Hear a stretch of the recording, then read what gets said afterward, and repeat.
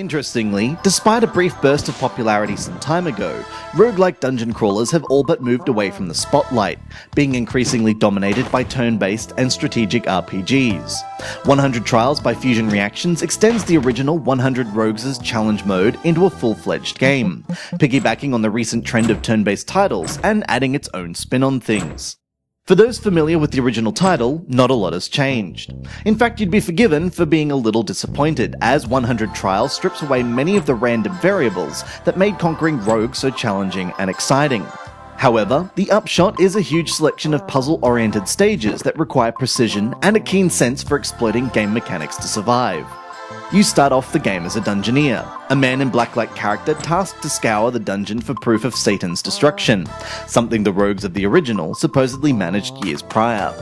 Unfortunately for him, the only way to get down to the depths of hell is to conquer a maze-like series of challenges, meeting up with heroes to mix things up as he goes.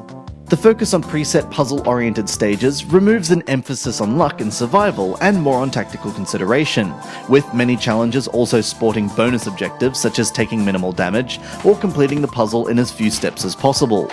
Occasionally, stages provide very little in the way of alternative options to succeed, which wouldn't be so frustrating if not for the enemy AI that isn't always willing to provide you with the optimal outcome to succeed.